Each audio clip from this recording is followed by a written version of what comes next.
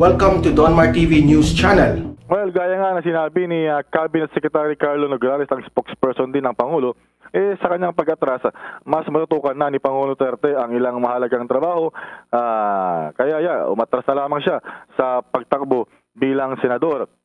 At ito rin, nais din ng Pangulo na kunin ang pagkakataon para makapag-concentrate sa mga ginagawang hakbang ng gobyerno para matiyaka ang transparent, impartial, maayos at mapayapang eleksyon sa 2022 hanggang sa mapayapa na transition of power na kanyang isasalin sa sinumang mananalong presidente.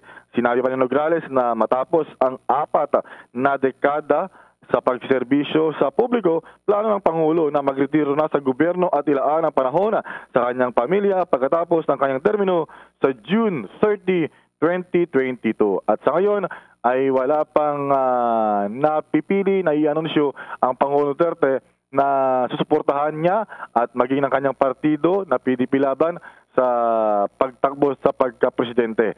So marami-rami, kumbaga anyone can fill in doon sa mapipili ng Pangulo Bongbong. Abangan natin. Pero sa ngayon pa lamang, sa nakikita natin, sa mga supporters nila ay meron ng mga umaanib sa kabila dito, sa kabila naman yung iba. So tingnan natin. Pero tingnan natin, ang bantayan natin ay syempre, pangunahing bantayan yung galaw ng kanyang anak. Si Mayor Sara Duterte, Bombo Dennis, at siyempre yung kanyang mga pinakamalapit na kapanalig sa politika. Presidential aspirant Manila Mayor Isko Moreno said Senator Christopher Bongo's decision to quit the presidential race is not an easy one.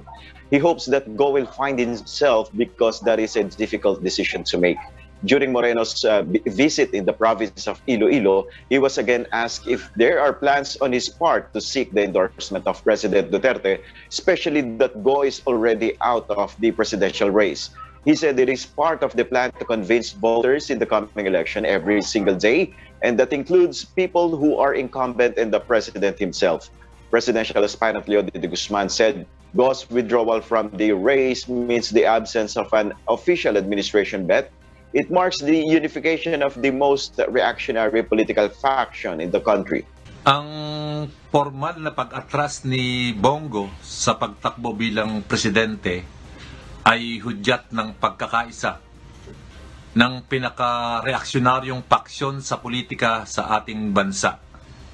Ito ay naglalayon para kay Duterte na maiwasan ang asuntong isasampa laban sa kanya pagkatapos ng kanyang termino. De Guzman in his statement last November said that Go's withdrawal would strengthen the Marcos-Sara Duterte tandem. Meanwhile, presidential aspirant Senator Panfilo Lacson in his tweet said President Duterte and Senator Bongo have chosen peace as their path that should be given to them and wish them well. Senator Manny Pacquiao, during an interview in Davao Region, said that he respects Senator Go's decision to withdraw and admits it will solidify Mindanao votes. Ginawang pag-withdraw ni Senator Bongo at saka ni Pangulong Duterte. Madalit sabi, hindi na sila kandidato. Ano ang epekto nito at ano ang mga pwedeng mangyari? Kung doon sa nakaraang mga video inilabas ko at dito sa channel na ito, yung pag-withdraw nga. At ang epekto nito ang atin pong gustong talakayin. Sa ngayon, dalawa ho ang pwedeng mangyari. Una, siguro, maging neutral, manahimik na lang Malacanang sa eleksyon, pabayaan na kung sino itong mga kandidato, taong bayan na mag-decide kung sino ang kanilang susuportahan. Ibig sabihin, hindi na makikialam totally ang Malacanang tungkol sa eleksyon, kung sino ang karapat-dapat. Pangalawa, pwede naman na siya ay mag-endorse, pumili ng mga kandidato sa pagitan ni Marcos, Moreno, Pacquiao, Lacson, o Robredo. Although si Robredo medyo malabo. Nasa kanya, nasa Malacanang po yan. Nasa Pangulong Duterte. Kasi ngayon nga po ay wala ng kandidatong Pangulo ang PDP Laban at saka yung PDDS o Office of the President. Dahil nag-withdraw na nga kahapon si Senator Bongo. Si Pangulong Duterte, sana ay kung ito hindi nag-withdraw, dapat kandidato, pwede siyang umikot ng umikot talaga sa buong bansa para tulungan ang kandidatong kanyang makakasama sa Pangulo, Pangalawang Pangulo at iba pa dahil siya kandidato. Pero nag-withdraw din. So pwede siya manahimik na lang. Ang tanong ngayon, yung bang tutulungan niya na halimbawa, ayaw ko naman pangunahan kung sino man ang kanyang susuportahang kandidato, makakatulong kaya ito sa kanya? Makakatulong kaya, halimbawa, tulungan niya si Marcos, makakatulong ito kay Marcos. Halimbawa, kung sino man, makakatulong kaya? Yan po yung mga tanong. Ang sabi kasi nung iba, kahit na hindi na tumulong si Pangulong Duterte sa mga Marcos supporters, kaya nilang ipanalo si Bongbong Marcos. Yung iba naman, na kandidato, sabi nila, baka kailangan namin ng suporta ng Malacanang. Kasi sa rating po ng Pangulong Duterte, 65% pa rin. Approval rating yan. Plus nandyan pa rin pa yung mga original na DDS. So, tanggapin nyo o hindi, para sa aking pananaw, observation at analysis sa isyong ito, malaki pa rin na may tutulong ni Pangulong Duterte kung siya ay magtataas ng kamay na kung sinong gusto niyang maging Pangulong papalit sa kanya. So, mga isyong yan na dapat to ay napapag-usapan at nililiwanag. Isang issue pa dito ay, ngayon, naiwan sa ere ang mga kandidato ng gobyerno, ng PDP Laban at ng PDDS. Kasi yung mga senador, senatorial candidate, hindi naman lahat ng cabinet secretary at senatorial candidate ng administration ay dinala ni Mayor Sara Duterte. Iilan lang yung kinuha niya. Yung iba naiwan. So, saan sila ngayon pupunta? Hindi sila parang, mahirapan silang pumunta kay Bongbong Marcos at Sara kasi parang overload na yun. Yung kanilang kandidato, 12 lang ang kailangan senador. Kung pupunta sila sa oposisyon, baka nagdadalawang isip. So, naiwan sila sa ere. Yan ang pinakamalaki epekto. Napakahirap kumandidatong national position tulad ng senador kung wala kang kandidatong presidente.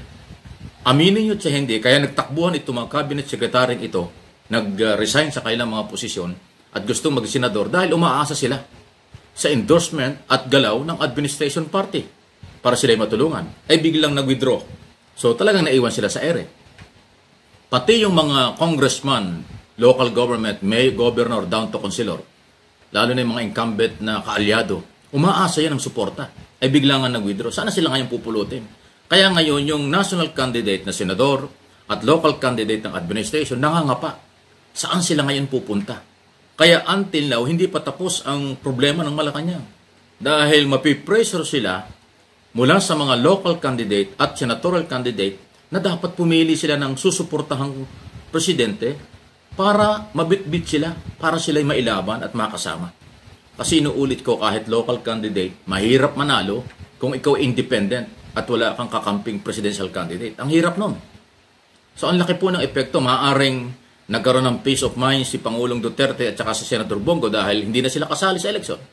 Pero yung mga taong umasa sa kanila ng matagal na oras at panahon, umaasa at patuloy na umaasa, yun po ang naiwan sa ere.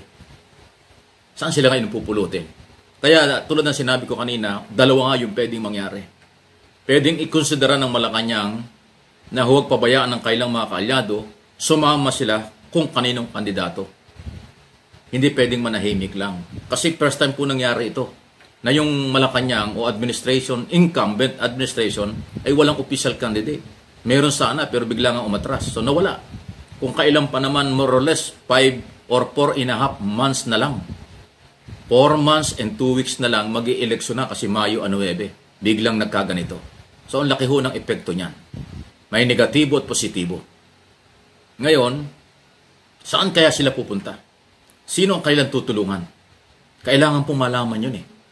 Ako naniniwala, hindi naman siguro sila mananahimik. Definitely, tutulong pa rin. Dahil unang-una, yung anak ng Pangulong si Inday, ay kandidatong Vice President. So, tutulong. Ngayon, ay itong ibang mga senador na kandidato nilang walang mapuntahan o hindi nila alam kung saan pupunta, yan ang naipit talaga. Mahirap ang sitwasyon. Ilan yung mga cabinet secretary na nag-resign? At napakasikip po ng posisyon sa Senado kasi 12 lang ang kailangan senador. May mga incumbent niya na babalik pa. Ayan, daming kandidato. Lahat ng presidential candidate may line up. Si Moreno lang hindi kumpleto. Ngayon, tatatlo pa rin ang kanyang kandidato. Nag-offer nga siya na kanyang i-adapt si Pangulong Duterte bilang official candidate. Nag-withdraw. So, hindi rin natuloy. Tatatlo pa rin. Si Ping Lacson, walang problema kasi nag-overload na nga sila. Dahil maraming kaibigan senador si Ping At saka si Chado Soto. Kaya yung re-electionist at saka yung mga dati, nagpapa-adapt din sa kanya, guest candidate. Ganon din. Ang loaded sa mga kandidato ay si Ping Lacson at saka si Bongbong Marcos. Si Manny Pacquiao at saka si Moreno ang nabibitin. Yung oposisyon tulad ni Leni Robredo, marami na rin silang kandidato. So lalong gumanda ang laban sa senatorial. Pero sa presidential, abay dito bintahe yung Marcos kasi sila yung nangunguna. At nandun pa si Sara. So kung wala man yung Duterte administration kay Marcos, kung sakaling umabot doon, meron naman silang Sara na anak ng presidente. Yun ang advantage ng mga Marcos sa kasalukuyang sitwasyon. Kaya ating kaabangan at kaabang-abang po itong mga nangyayaring ito. Pati mga botante. Ako ang dami kong natanggap na mga message, PM at nag-chat yung maraming mga followers po ng channel na ito, ng inyong lingkod. Nagtatanong ang mga overseas Filipino workers, nagtatanong mga Pilipino, anong nangyari? Bakit biglang nag-withdraw ang Pangulo? Yung iba nga naiiyak pa. Dahil ang inaasahan nila ay magiging senador at kanilang ibobotong number 1 na senador, si Pangulong Duterte. Pero wala naman talaga magkaibigan talaga yung dalawa . Una nag-withdraw si Bongo, Senador Bongo. Pagkatapos ilang oras lang, halos dikit, si Pangulong Duterte naman. So talagang nag-decide yung mag-amo. Talagang magkaibigan sila sa kung ano man ang mangyari at galawan, pampolitika.